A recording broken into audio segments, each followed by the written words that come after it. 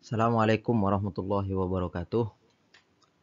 Alhamdulillahirabbil alamin. Wassalatu wassalamu ala asrafil anbiya'i wal mursalin sayyidina wa nabiyina Muhammadin wa ala alihi wa sahbihi ajmain. Subhanaka la ilma lana illa ma 'allamtana innaka antal alimul hakim. Allahumma iftah alaina futuhal 'arifin bihikmatik wansur alaina rahmatak wa dhakkirna ma nasina ya dzal jalali wal ikram. Alhamdulillah, syukur kita panjatkan kehadiran Allah Subhanahu wa taala karena pada kesempatan kali ini kita dapat kembali berjumpa dalam lanjutan materi sejarah kebudayaan Islam. Hari ini kita akan melanjutkan materi yakni tentang awal lahirnya dinasti Bani Umayyah I di Damaskus ya. Nah, ini merupakan kelanjutan kisah dari estafet kepemimpinan Khulafaur Rasyidin yang sebelumnya sempat kita singgung. Itu berakhir pada masa periode Sayyidina Hasan bin Ali ya, yang memerintah hanya sekitar beberapa bulan saja. Bapak, sekali lagi mohon maaf karena kali ini tidak bisa hadir karena ada sesuatu dan lain hal. Tetapi karena kalian juga sudah pegang LKS, pembelajaran tetap berlangsung dan sekali-sekali Bapak akan mengirim video seperti ini untuk sebagai pembelajaran tambahan ya, karena kalau hanya baca dari buku saja belum tentu kalian bisa memahami materi yang disampaikan ya. Baik, sebelum kita awali mari kita bersama-sama melafadzkan basmalah. Bismillahirrahmanirrahim. Baik,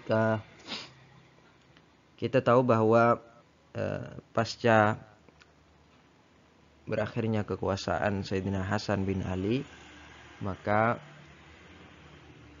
dan dibaiatnya Sayyidina Muawiyah bin Abi Sufyan sebagai seorang khalifah, maka disitulah merupakan titik awal berdirinya dinasti Bani Umayyah I di Damaskus.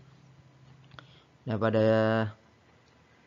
kali ini kita akan mengawali tentang sejarah lahirnya Khalifah Umayyah di Damaskus. Nah, secara umum nanti ada setidaknya 3 peristiwa ya yang menyebabkan kekhalifahan dinasti Umayyah I di Damaskus ini lahir. Yang pertama adalah Perang Siffin ya. Nah, kita tahu bahwa akhir pemerintahan Sayyidina Ali bin Abi Thalib itu diwarnai dengan berbagai macam pergolakan ya. Selain sempat kita singgung bahwa salah satu bentuk pergolakan itu adalah ketidakpuasan masyarakat atau kaum muslimin terhadap sikap Ali bin Abi Thalib yang terkesan lamban terhadap penanganannya terhadap siapa sebenarnya pembunuh Utsman bin Affan, sehingga menyebabkan perang Jamal dan yang melibatkan beberapa sahabat seperti Aisyah, Sayyidina Zubair, Tolhah dan sebagainya.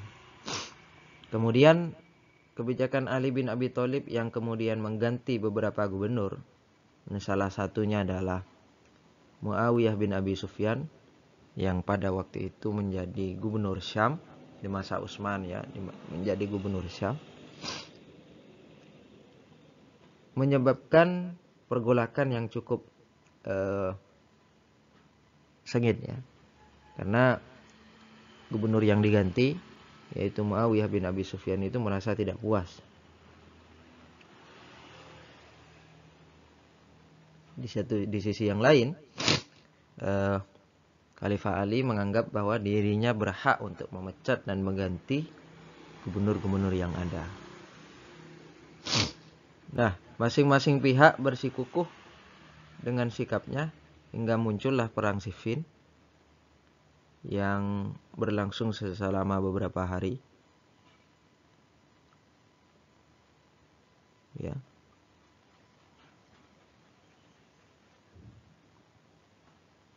Dan peperangan ini dimenangkan oleh Sayyidina Ali.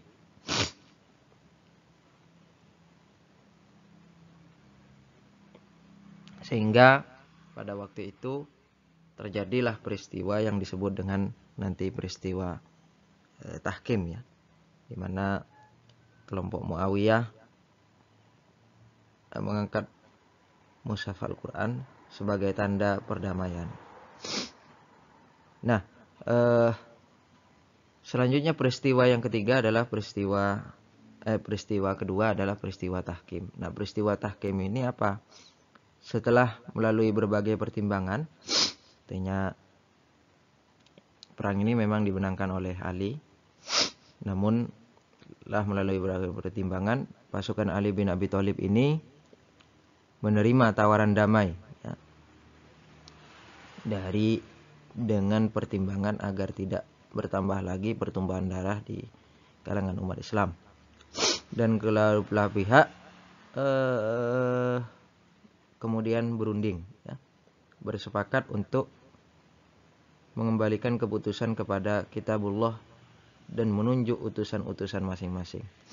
Nah, dari pihak Ali bin Abi Thalib ditunjuklah siapa? Abu Musa al-Asy'ari, dan dari pihak Muawiyah ditunjuklah Amr bin As. Nah, mereka bersepakat dengan sebuah perjanjian tahkim yang salah satu keputusannya adalah sepakat untuk pergencatan senjata dan memutuskan untuk mengembalikan persoalan umat kepada Kitabullah. Nah, ketika tiba salah satu yang ditentukan, saat yang ditentukan, ya, kedua belah pihak berkumpul dan memutuskan perdamaian di kalangan umat Islam dengan masing-masing kubu, ya, membawa 400 pasukan. Mereka berkumpul di sebuah tempat bernama Daumatul Jandal. Nah, ini suatu tempat terjadinya peristiwa tahkim itu di Daumatul Jandal, ya. Tepatnya di Adzaruh. Nah, Abu Musa al-Asy'ari diberi kesempatan pertama oleh Amr bin As untuk menyampaikan pidatonya di hadapan pasukan, ya, sehingga kemudian Abu Musa mundur dari mimbar dan kemudian Amr bin As maju dan berdiri di mimbar lalu menyampaikan pidatonya, ya.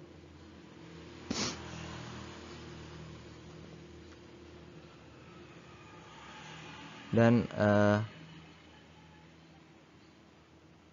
inti dari pidato Sayyidina Amr bin As ini adalah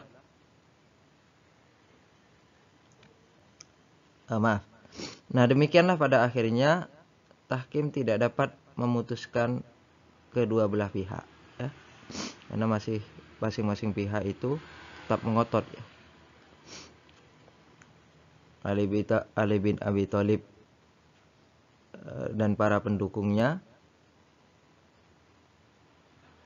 terutama dari pihak Ali bin Abi Thalib, ya, dan para pendukungnya. Nah, nanti yang kemudian dinamakan Syiah, ya. Muawiyah juga tidak mendapatkan dukungan dari kubu Ali. Namun paling tidak dalam kesempatan itu terdapat pernyataan bahwa kekuasaan tidak lagi berada di tangan Ali dan kemudian diserahkan kepada kaum muslimin untuk memilih pemimpin yang mereka inginkan, dan pada saat itu Muawiyah memiliki pasukan yang cukup banyak. Nah, itu kelicikan lah, ya. Nah, kelihayan dari sahabat Muawiyah bin Abi Sufyan. Nah, dengan putusan tahkim tersebut, posisi Muawiyah menjadi kuat. Dia dibaiat sebagai khalifah oleh penduduk Syam, dan berturut-turut dia mencari kekuatan dari Mesir, kemudian mungkin pasukan ke beberapa wilayah lain. Sedangkan di sisi Ali terjadi semacam pembelahan kelompok.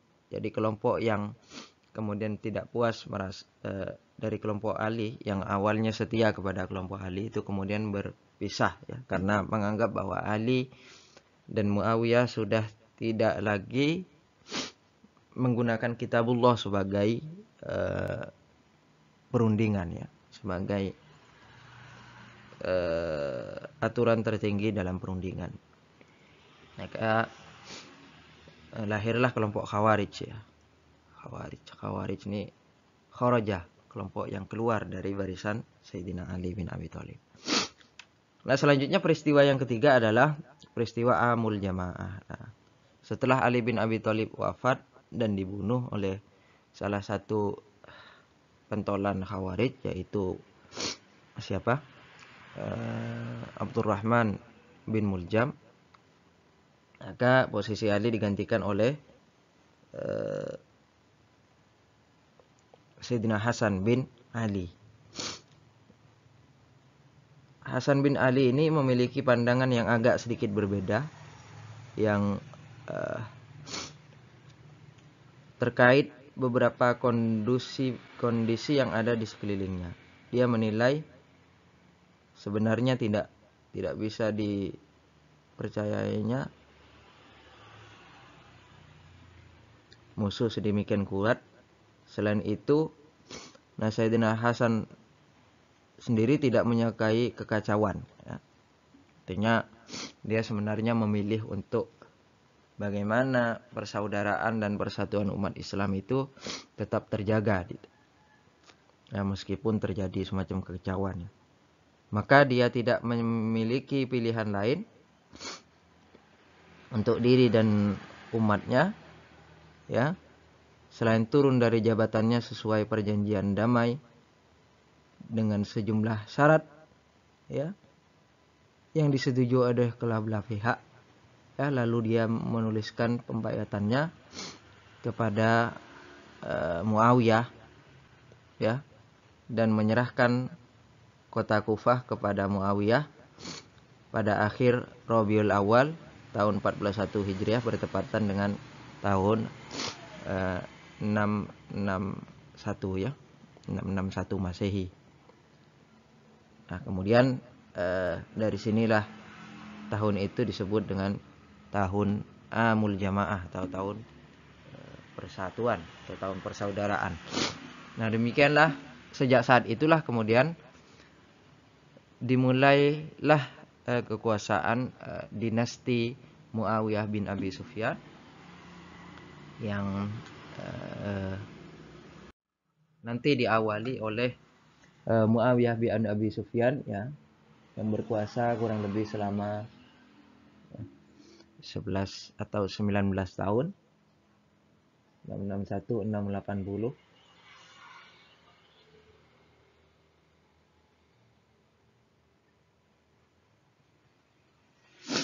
Dan berakhir pada masa kekuasaan Marwan bin Muhammad 745-750. Nah ya, demikianlah sejarah awal berdirinya dinasti Bani Umayyah sebagai satu dinasti besar dalam sejarah Islam, khususnya di Damaskus ya.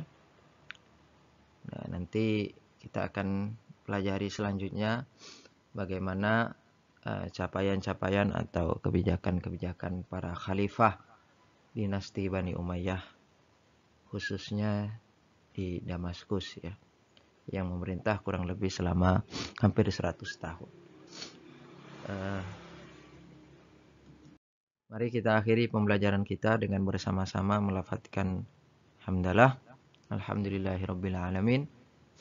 Untuk selanjutnya nanti kalian silahkan baca berbagai sumber yang berkait dengan ini untuk kemudian menambah wawasan terkait dengan sejarah awal munculnya dinasti Bani Umayyah di Damaskus.